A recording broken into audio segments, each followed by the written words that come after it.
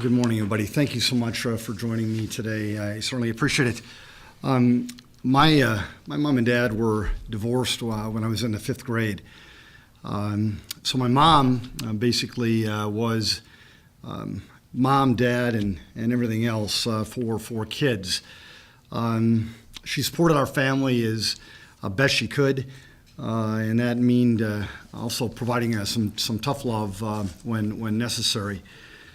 I'm meeting with all of you today in hopes that you can help spread the message across the great city of Sioux Falls that parents and guardians, we do need to set some ground rules with our kids.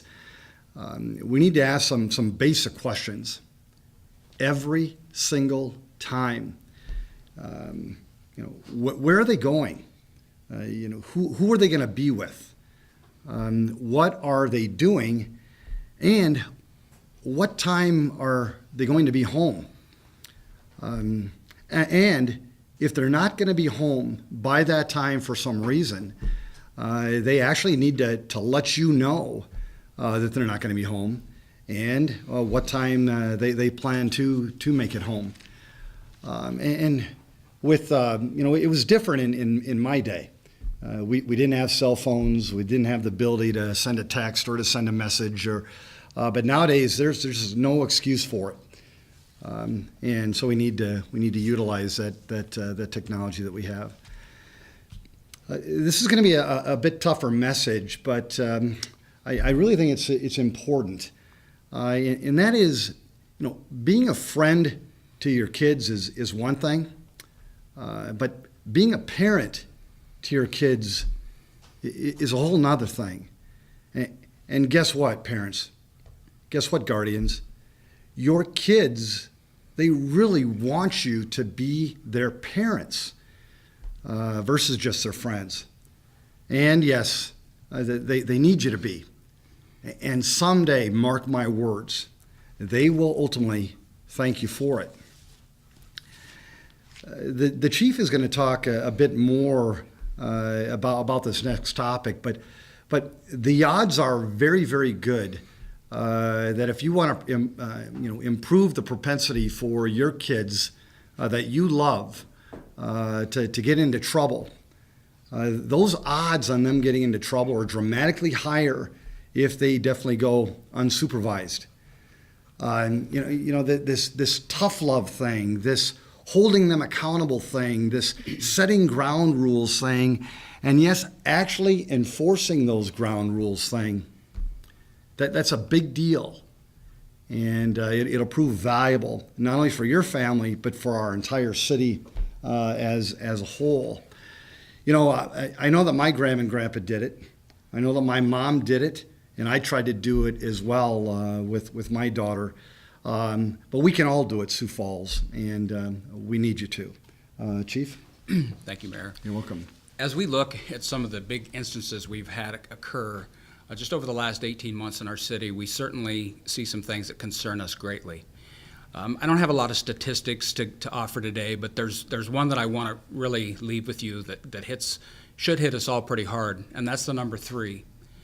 There have been 3 juveniles that have been killed in our city since July of 2016. And those that were with them and ultimately held responsible for that were teenagers themselves. We had the death of Eric Strausser in July of last year in the northwest part of our city. Just this February, we had a car chase with carloads of juveniles that ultimately ended in the death of a juvenile, with another juvenile driver being charged for vehicular homicide over a small amount of drugs, of marijuana in a transaction.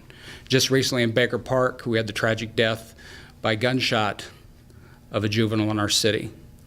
So we have to ask ourselves, what's going on? We've got a concern here. We've got an issue where the youth of our city are being taken from us. They're being taken from mothers and fathers and brothers and sisters. For what? For a small amount of drugs, because there was a slight, or because in one situation because it was cool to assault another. You know, we need to change the narrative in our city. We need to change the narrative to one of, this is very troubling, to how about we get ahead of it and start with some accountability for our sons and daughters. You know, we have a curfew in our city of 11 p.m. to 4 a.m., and that is right out of city ordinance. We've had that for some time. All of these incidents that I'm talking to you about happened after the hours of the curfew was in effect. That's right. So, but for these children, not obeying that curfew time and having an accountability piece in place, these things would not have happened. So that's the message that we wanted to leave you with today. Is just let's look once again at the accountability structures in our families and with our friends. And are there things that we can do to make that stronger? Certainly there are. You know, and there's a lot of resources in our community that can help you with that. You know, if there's a breakdown in the family and you don't know where to reach, you know, we have school counselors. We have our own SRO cadre in the schools that know these kids. They have a sense of what's going on in their schools. And if there's issues, parents can certainly talk with them and the school counselors.